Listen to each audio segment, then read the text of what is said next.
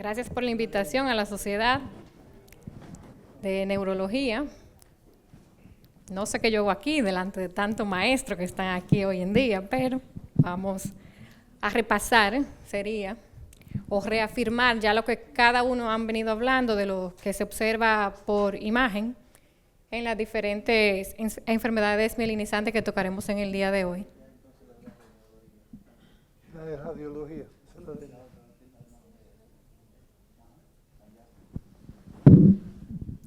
Estamos en vivo. Okay. Estos son los temas que tocaremos en el día de hoy: la esclerosis múltiple, el trastorno de espectro de neuromielitis óptica y los anticuerpos contra el MOGAD, el MOC. Entonces, lo ideal es tener primero el protocolo para una buena evaluación de lo que serían las lesiones a nivel cerebral. Todos conocemos lo que es el T1, T2, el FLAIR, la difusión y ya la fase contrastada, como mencionó la doctora, que dependiendo de los hallazgos, si se tomarán en cuenta sí o no, que se contraste. Algo importante, lo ideal es que las secuencias sean volumétricas, es decir, mientras más fino lo corte, mayor información vamos a tener, porque no es igual, un ejemplo, una secuencia a 1 milímetro, un corte a 1 milímetro, y uno a 5 milímetros. Se puede perder mucha información, ya que hay lesiones que son bastante pequeñitas y solo se van a poder identificar cuando se hace a ese nivel. Aquí un ejemplo de lo que podemos hacer con las imágenes volumétricas es un FLAIR. Vemos cómo se pueden reconstruir tanto en axial, coronal y sagital sin perder la calidad de la imagen. Este es un corte en un T2, en el cual es a 5 milímetros, y vemos cómo se pierde la calidad de imagen cuando se quiere reconstruir. Entonces, tenemos menor evaluación en las lesiones si queremos ver cómo se ven en los diferentes planos cuando no se hace una secuencia volumétrica. El T2 también en esclerosis múltiple o en las enfermedades mielinizantes ayuda a evaluar mejor la fosa posterior que el mismo FLAIR. Estas son otras secuencias que no se incluyen de rutina en un cerebro normal, pero cuando ya se está sospechando de que hay una enfermedad de mielinizantes, se puede agregar o se agrega al protocolo. Tenemos lo que es la secuencia de doble inversión recuperación, que en sus siglas sería el DIR. Esta secuencia, si se fijan, suprime también el líquido y lo que es la sustancia blanca. Este es un FLAIR y este es un T2, para que miren la diferencia de cómo se ven. Esta secuencia lo que nos ayuda es a identificar las lesiones corticales. Si se ven aquí en un FLAIR casi no se diferencia, y en un T2 ni se diga, por la proximidad que tiene el líquido cefalorraquídeo a nivel cortical. Entonces esa imagen se puede enmascarar y se puede perder. Entonces, como mencionó la doctora, ya cuando vemos una lesión ya cortical nos apoyaría más hacia el diagnóstico de una esclerosis múltiple que una de las otras desmielinizantes.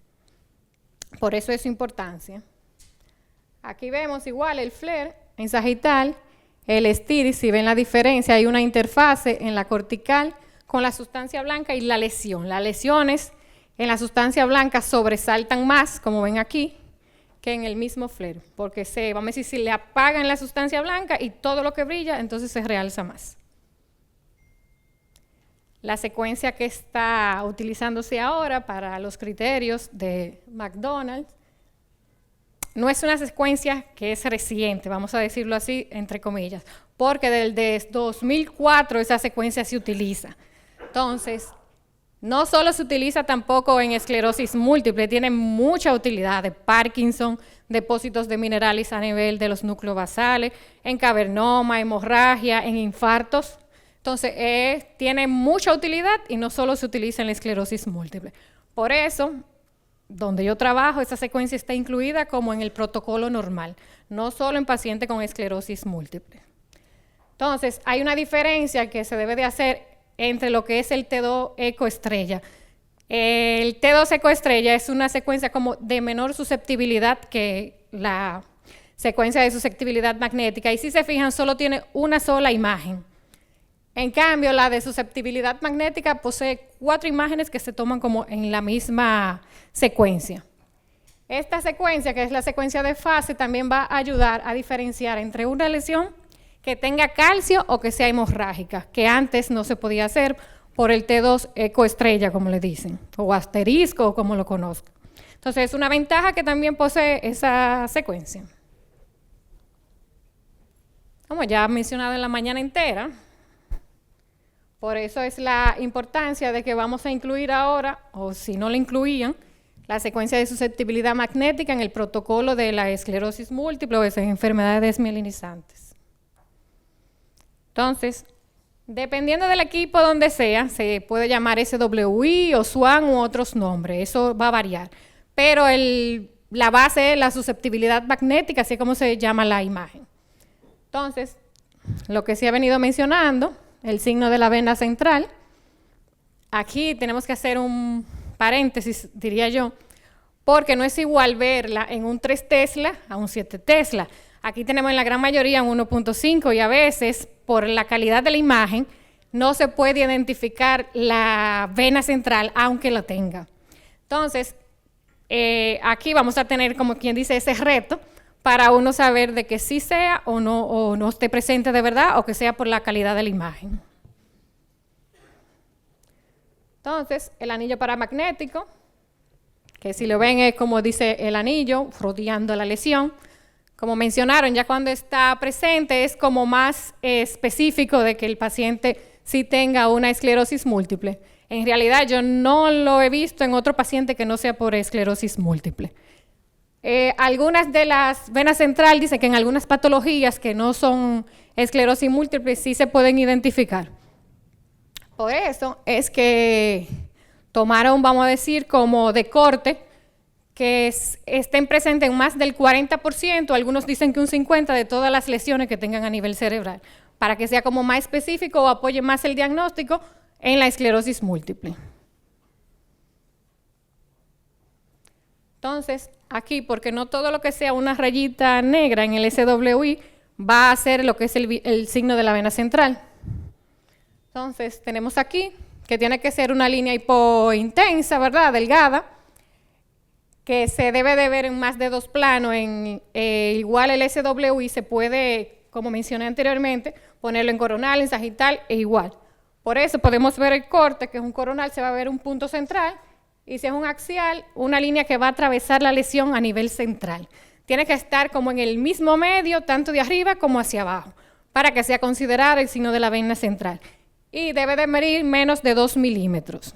Si tiene mayor diámetro, como le voy a enseñar más hacia adelante, entonces ya no se considera el signo de la vena central, que lo puede clasificar mal. Aquí lo vemos, ya son 3 lesiones que tienen lo que es el signo de la vena central. Este es de del equipo, es un paciente real de allá. Sí se logra identificar a pesar de que sea un 1.5, pero como le dije, no en todos los pacientes uno a veces lo puede identificar. También esa secuencia es muy susceptible. Hay pacientes que tienen en los dientes amalgama, que le trabajaron y cosas. Entonces también hacen un artefacto y todo eso interfiere con esa secuencia. Si el paciente se mueve y todo esos hallazgos. Entonces los criterios de exclusión, como mencioné, si ya tienen mayor de 3 milímetros, se descarta que sea el signo de la vena central. Si se fusiona con otras lesiones o si se ramifican. Aquí un ejemplo. Miren el grosor de esa lesión. Ya ven que ocupa casi la totalidad de la lesión, no como la anterior, que era solo a nivel central. Aquí vemos las ramificaciones de una vena con sus ramificaciones. Eso es una anomalía del desarrollo venoso, la cual no es nada con esclerosis múltiple. Como el quinto criterio, ahora más o menos, de localización es el nervio óptico. En un cerebro normal, aunque uno quiera, a veces no se puede valorar adecuadamente el nervio óptico. Tienen secuencias que son específicas para el nervio óptico, o la órbita, vamos a decirlo así. Entonces, incluyen, aparte de todas que se hacen, su T1 y C2, el STIR en coronal para poder ver la diferenciación, lo que sería la vaina, el líquido perióptico y el nervio óptico, como se ven en esta imagen. Aquí un ejemplo para que vean una diferencia con ya una lesión patológica a nivel de nervio óptico. Se pierde toda esa relación miren el derecho y ese es el izquierdo. La secuencia sí o fiesta también ayuda en la valoración, por lo mismo que se ve la interfase o si hay otra patología también subyacente que pueda hacer enmascarar la clínica, y se contrasta en FATSA para que se suprima toda la grasa del ojo y se vea como el realce real que tiene sí lo tiene.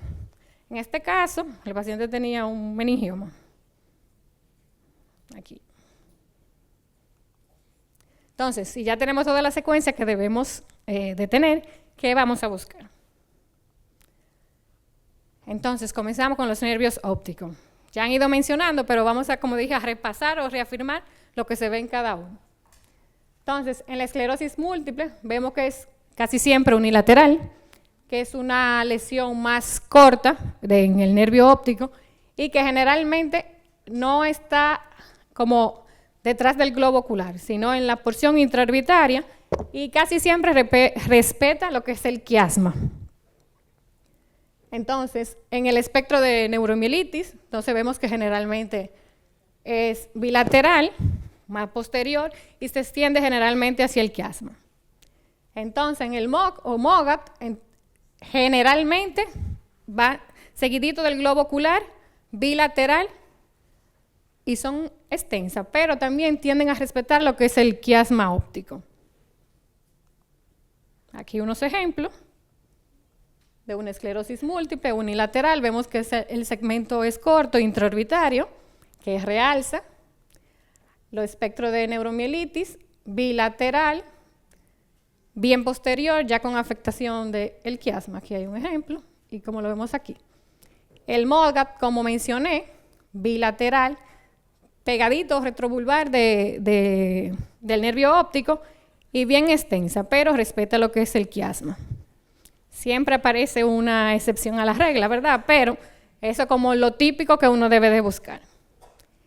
Una característica que posee el MOGAT que no tienen las demás enfermedades es que tienen un realce perineural. Entonces son más característicos cuando veamos eso de un MOGAT que de una esclerosis múltiple o un espectro de neuromielitis óptica.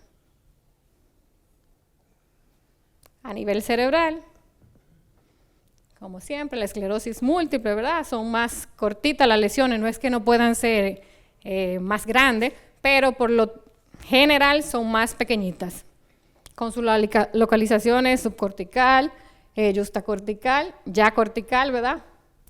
Unión calloso septal, periventricular, y a nivel de la fosa posterior, casi siempre, generalmente, son más laterales hacia lo que serían los quinto nervios, la salida del trigémino, y hacia la sustancia blanca también ovoideas. El espectro de neuromielitis óptica, por su fisiopatología, es donde más se expresa como la aquaporina 4, cerca de los podocitos que están cerca de lo que sería el líquido cefalorraquídeo. Entonces, por eso generalmente las lesiones van a estar adyacentes o muy próximas a. Entonces, como vemos aquí, en toda esa localización pueden aparecer las lesiones. Afectan también el tracto corticoespinal, ya sea unilateral o bilateral. Entonces, el MOGA ya afecta generalmente más los tálamos, los núcleos de la base y el puente. Eso no quiere decir que no afecte a nivel cerebral también, igual como lesiones pequeñitas, hiperintensas o más tumefactas, como vamos a ver ahora. Estos serían como las localizaciones típicas. Para mí, unas que siempre veo que cuando tiene esclerosis múltiple está presente, es cuando están adyacentes al receso temporal. Casi siempre, o en la mayoría, cuando yo veo una esclerosis, ella está presente. Entonces, lo que mencionamos anteriormente, periventriculares, la unión calloso septal, yusta cortical. Una característica, si se fijan, es que generalmente las lesiones ovoideas tienen el diámetro transverso mayor que la anteroposterior. No es que no pueda tenerla, pero generalmente la mayoría son así. Y que miden más de 3 milímetros. Aquí las periventriculares, que ya todos la conocen.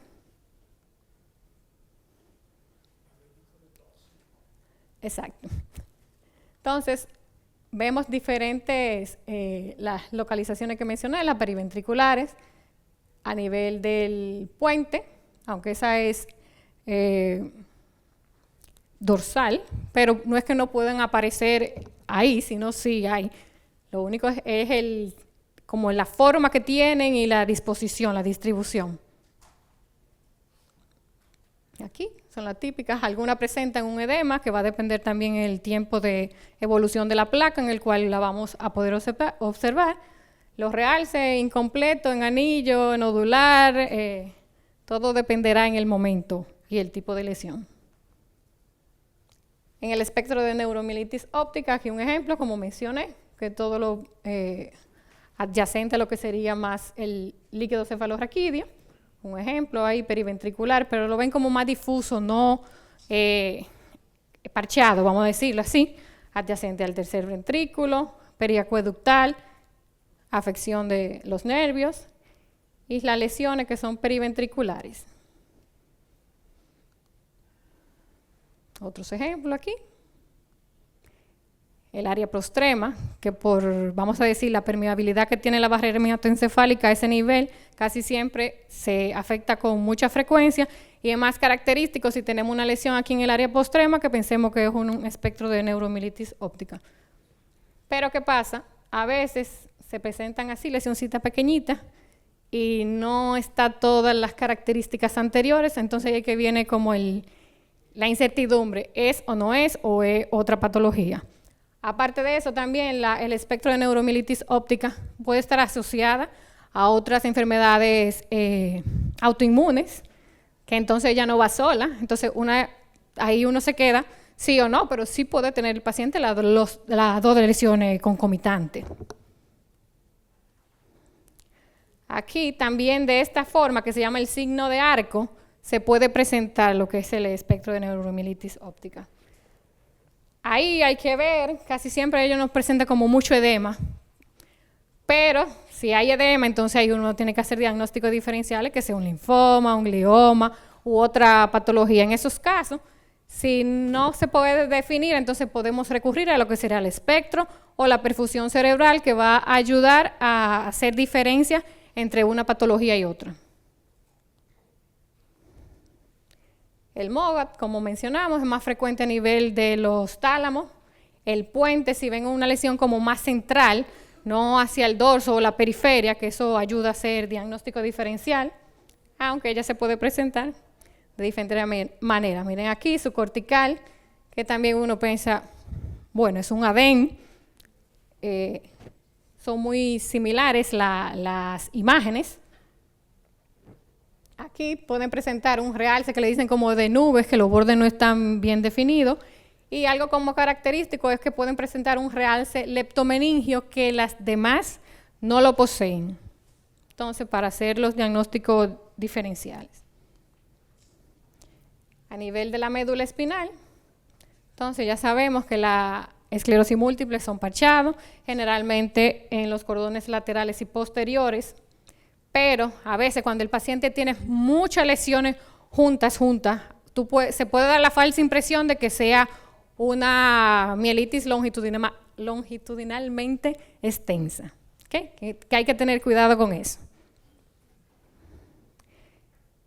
El MOGAD igual pues, se presenta con una mielitis, varía, puede ser longitudinal o puede ser parchada, pero se presenta con mayor frecuencia a nivel del cono medular. Eso no dice que no se puede presentar tampoco en otras áreas, pero su mayor frecuencia es aquí.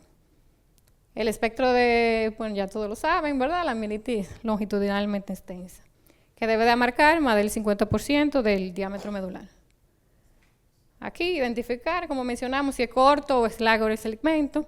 Vemos una diferencia de cómo se ve parcheada a cómo se ve una lesión difusa de toda la médula. Diferentes localizaciones. Aquí lateral y posterior, lateral, posterior. Y cómo pueden realzar, dependiendo las lesiones, como que igual que a nivel cerebral, ellas pueden también presentarse a nivel de la médula. Entonces, en el espectro o el trastorno de neuromielitis óptica, como mencioné, la mielitis, un hallazgo que cuando esté presente, cuando se extiende de lo que es el óvex hacia el cordón medular, apunta más a que sea una lesión de espectro de neuromielitis óptica que otra. El realce, vemos cómo abarca más del 50% de la lesión. Ojo, aunque se comporte hiperintensa, no tiene, si se fijan, la misma intensidad del líquido, que ahí a veces hay que hacer diagnóstico diferencial o con un tumor, o con un Syrinx, o con otra patología. Otra característica que poseen, que generalmente donde se ve con mayor frecuencia, que se produce una atrofia de la médula es en el trastorno de espectro de neuromielitis óptica. En la esclerosis y en el MOGAD no sucede, como está presente en lo que es el trastorno. Entonces, aquí el MOGAD, vemos la afección del cono medular, puede ser difusa por por la luz, no se ve bien, pero es una lesión extensa a nivel dorsal. Y aquí vemos el que llaman la pseudodilatación del canal central.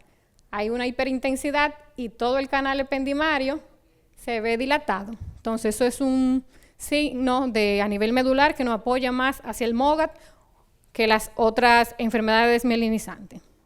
Y el signo de la H, que ya lo mencionaron, que está como presente en el MOGAD.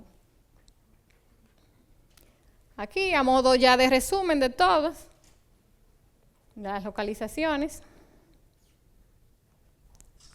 En conclusión, le doy para atrás si quieren. El diagnóstico es multidisciplinario, mientras más información o comunicación uno tenga con el neurólogo, radiólogo, quien esté tratando, porque a veces uno tiene, un ejemplo, la sospecha de que puede ser, pero al final nunca, bueno, por lo menos me pasa a mí con el doctor que trabajamos en centro donde nada más se hace imagen. Entonces, el seguimiento no se lo podemos como dar a los pacientes y perdemos si al final fue o no fue, a menos que yo le diga, doctora, dígame qué salió, y así entonces ya se puede concluir. Entonces, ahora va a pasar el doctor con unos casos para que empleemos lo que vimos ahora.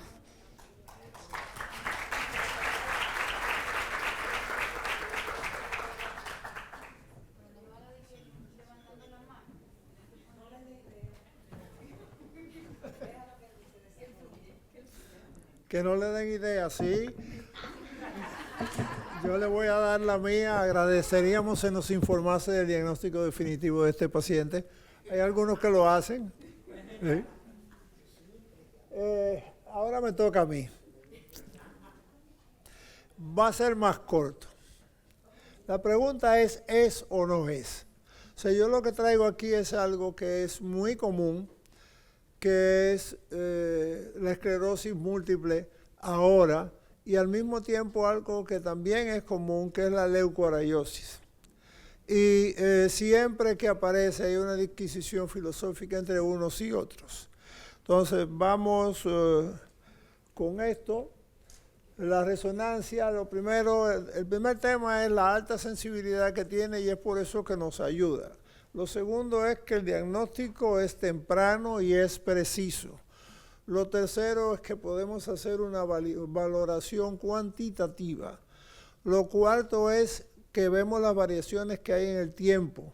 Lo quinto es predecir la incapacidad en función del número de lesiones y monitorear qué es lo que está pasando y la respuesta al tratamiento. Y también los efectos adversos que tiene los podemos encontrar rápidamente. Entiendo por eso que es la mejor herramienta paraclínica para el diagnóstico y monitoreo de la esclerosis múltiple.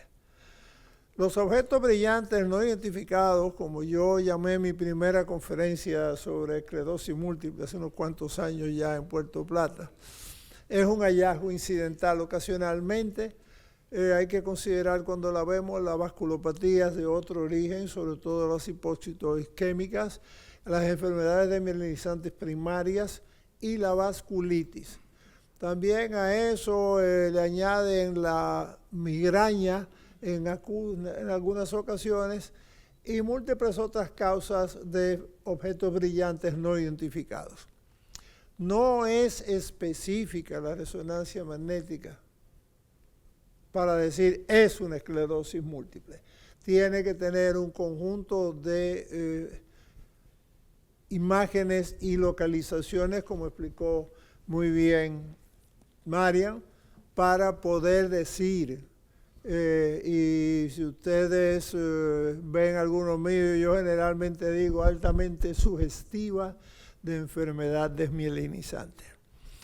Lo de los criterios lo traigo a colación porque siguen cambiando, nos salió ya la última revisión, hubo una gran revisión en el año 2017 y la última señaló la doctora recientemente que va a estar prontamente publicada. La revisión del 17 trajo unas guías basadas en la evidencia, asociado también al MANIM del 221, y la presencia de medicamentos moduladores que vimos perfectamente aquí, gracias a la intervención del colega argentino, hacen que nos ponga a pensar a nosotros en qué buscamos. Primero, la diseminación en el espacio. Segundo, la diseminación en el tiempo. Tercero, excluir otras causas, que muchas veces es lo más difícil. Entonces, ¿cómo? Con la evaluación clínica, eso es parte de ustedes, el laboratorio o el líquido cefalorraquídeo, y ya tenemos una cosa nueva, la resonancia magnética, que es lo de nosotros. ¿Y por qué? Aumenta la confianza diagnóstica, porque confirma un poco lo que ustedes esperan ver. Y otra cosa que tiene es que nos ayuda a hacer un diagnóstico más temprano, mientras más pronto mejor.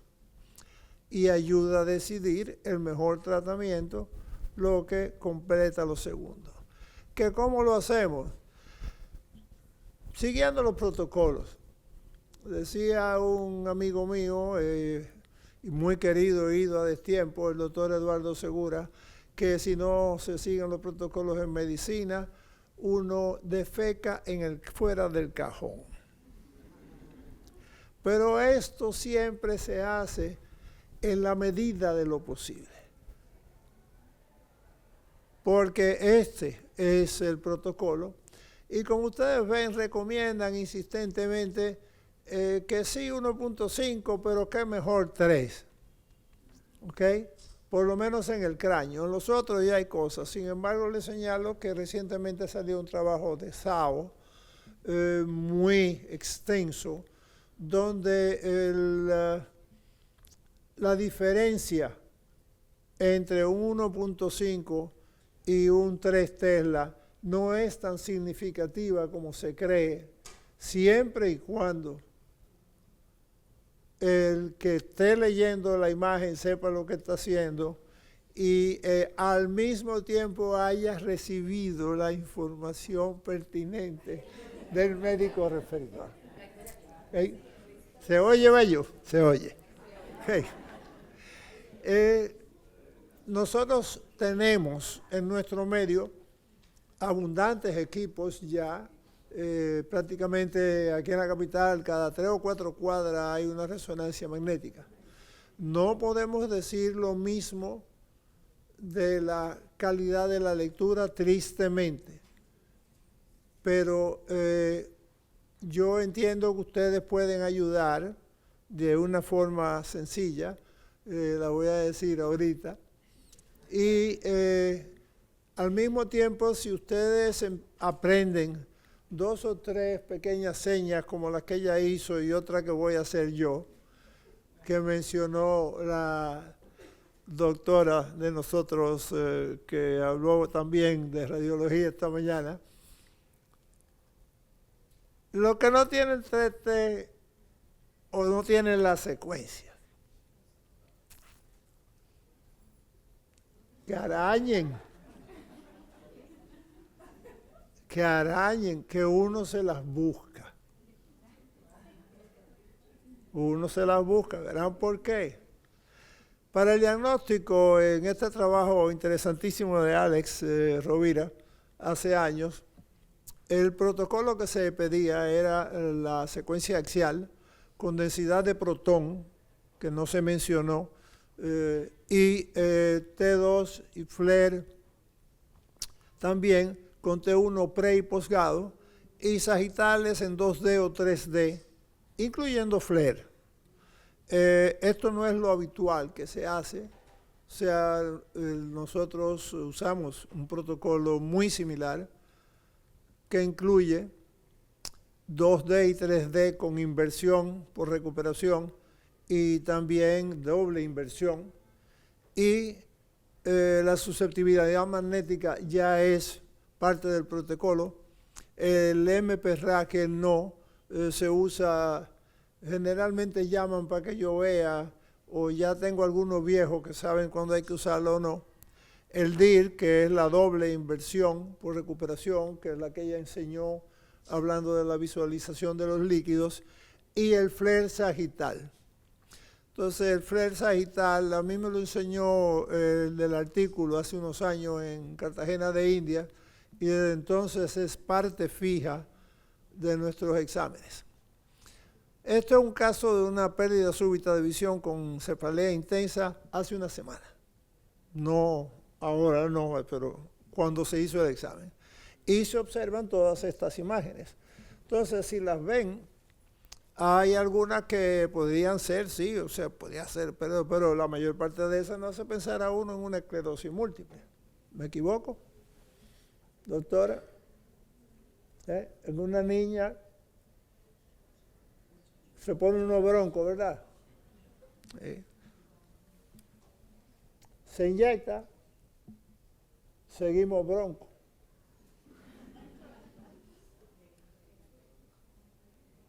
Ah, se me fue. ¿Alguien me dice por qué? Bueno, yo lo sé porque me lo enseñó Rovira. No sé si...